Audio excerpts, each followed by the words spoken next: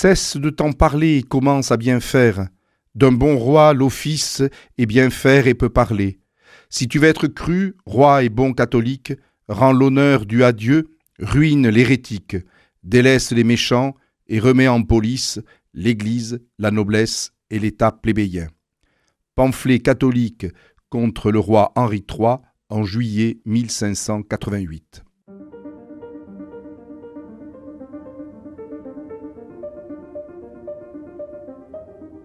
Les fenêtres de l'histoire avec Philippe Foreau. La question du tyrannicide ou du régicide s'est posée au moment des guerres de religion dans le royaume de France. Il y a eu effectivement en 1589, puis un peu plus tard en 1610, 2 souverains français assassinés, Henri III puis Henri IV. Je vous propose donc de réfléchir sur les raisons qui ont développé dans la deuxième moitié du XVIe siècle, en particulier à la fin du siècle et au début du XVIIe siècle, des théories du tyrannicide. En fait, l'élément déterminant a été d'une part la question de la Saint-Barthélemy en 1572. Le massacre de la Saint-Barthélemy a indéniablement traumatisé les communautés protestantes du royaume. Et donc, la décision du roi Charles IX d'assumer le massacre, même s'il n'en était pas à l'origine, a radicalisé un courant déjà critique envers une pratique personnelle du gouvernement du royaume. Et puis, il semblait également que le roi avait trahi finalement son sacre dans la mesure où il n'était plus le père de tous ses sujets, mais il avait été le meurtrier d'une partie de ceux-ci. Aussi apparaît un courant monarchomaque qui est représenté par des grands intellectuels protestants et qui remettent en cause finalement cette vision de la monarchie et qui remettent en cause aussi la légitimité d'un roi qui va jusqu'à massacrer ses sujets. On retrouve toute une série d'écrits, par exemple le Franco-Gallia de François Othman en 1573, l'écrit du magistrat Théodore de Bèze en 1575, du droit des magistrats, et également de la part de Duplessis Mornay, Vindicae contra Tyrannos en 1579. Ces écrits réactualisent la théorie du contrat qui lierait le souverain avec son peuple. Et en cas de rupture du contrat, comme ce fut perçu au moment de la Saint-Barthélemy, eh bien, il y a un droit de résistance contre un roi devenu tyrannique. Et donc, il y a de la part de la communauté protestante, effectivement, une vision qui se veut plus éloignée de la vision traditionnelle de la monarchie, et circule toute une série de pamphlets où le roi de France, en l'occurrence Henri III, le successeur de Charles IX, eh bien, devient un nouveau Néron. Écoutons par exemple ce sonnet de janvier 1577 où eh bien, on va attaquer à la fois le roi Henri III, la reine-mère et le duc de Guise. Le Néron de la France, Aiguise et Médicis, tyran outrecuidé, peste de notre terre, cruel, ambitieux, sale putain, qui sert l'or, l'honneur et le bien dont nous sommes nourris. Donc il y a bien effectivement une légitimation de la résistance envers le pouvoir monarchique et avec même le principe éventuel d'une résistance qui peut aller jusqu'au tyrannicide. Mais il convient de remarquer que les rois assassinés en France ne l'ont jamais été par des protestants, mais bien par des catholiques. Et c'est là où il faut revenir à un autre contexte, c'est celui de la Ligue. À partir des années 1580, et surtout à partir de 1585, la Ligue catholique s'organise autour de la famille des Guises et de son chef Henri de Guise. Et cette ligue se radicalise dans la mesure où elle estime que le roi Henri III eh bien, ne défend pas assez le catholicisme face à l'hérésie protestante. Aussi, eh bien, on voit de nombreux textes, des pamphlets et des sermons de religieux qui appellent finalement à l'élimination d'un roi qui n'est plus digne de l'être. Et c'est ce qui va se passer en 1589. Car le coup d'État royal de décembre 1588 à Blois, qui a consisté à éliminer le duc de Guise, eh bien, va engendrer une haine accrue contre le souverain, qui accepterait le principe, puisqu'il n'a pas d'enfant, que ce soit son cousin Henri de Navarre, protestant, qui devienne roi de France. Et donc, il y a véritablement, dans la première moitié de l'année 1589, un déchaînement de pamphlets, de sermons contre le tyran qu'est le roi Henri III. Et cela aboutit, le 1er août, à l'assassinat du souverain par le dominicain Jacques Clément, qui est sans doute convaincu d'être le bras armé de la punition divine lorsque il blesse à mort le souverain. Effectivement, il a obtenu une audience avec le roi et il va demander à être entendu par le souverain de manière discrète parce qu'il a à lui faire des révélations.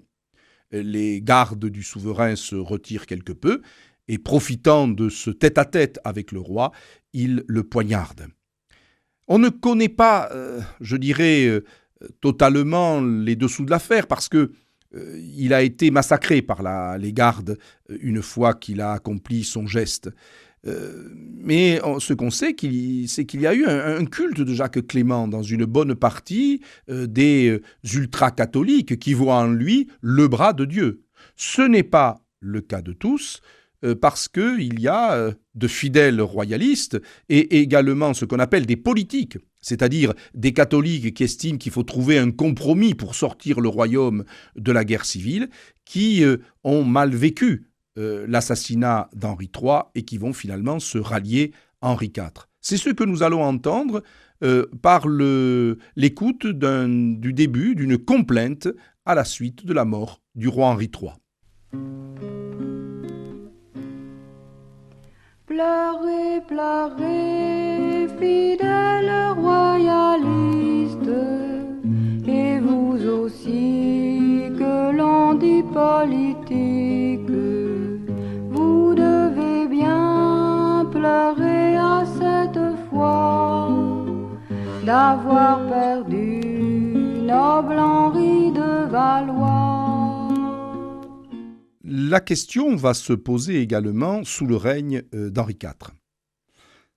Certes, celui-ci succède à Henri III en 1589. Il va abandonner le protestantisme 4 ans plus tard. Il redevient catholique car les allers et retours du roi Henri entre les deux confessions ont été effectivement importantes. Mais cette réconciliation avec l'Église catholique ne suffit pas à mettre un terme à toute une littérature, à toute une pensée politique qui en fait un tyran, finalement en fait un mauvais catholique. Et vous avez effectivement des publications qui poussent à la destitution, voire à l'attentat voulu par Dieu contre un roi soupçonné toujours d'hérésie. Certes, le cardinal Bellarmin, en 1581, dans son texte De Summo Pontifice, avait défendu l'idée que le droit pontifical pouvait déposer le mauvais roi.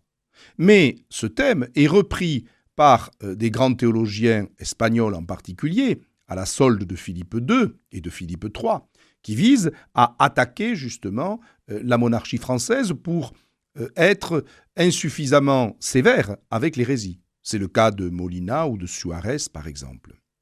Et donc, il y a effectivement, y compris avec des écrits de Juan Mariana en 1598, des défenseurs d'une monarchie qui soit à la fois tempérée, mais sous le contrôle de l'Église, et avec une défense du tyrannicide, c'est-à-dire une défense de l'élimination physique d'un roi soupçonné éventuellement de sympathie pour l'hérésie. On peut estimer que l'assassinat de 2610, l'assassinat de 1610 par Ravaillac du roi Henri IV, est le résultat de cette propagande. Il semblerait que Ravaillac ait agi seul, mais qu'il ait été influencé, en particulier par des sermons que l'on tenait dans les églises de l'Angoumois où il vivait, et où l'on présentait le roi comme un mauvais catholique. Et donc, Ravaillac a eu sans doute le sentiment d'être le bras de Dieu qui allait punir le mauvais roi. Ravaillac a été arrêté après son assassinat, son tyrannicide, pour reprendre l'expression consacrée. Lui a parlé, il a toujours dit, affirmé qu'il avait été seul, qu'il avait eu le sentiment qu'il suivait la volonté divine, et il est mort dans des conditions réservées aux régicides, c'est-à-dire des conditions extrêmement rudes.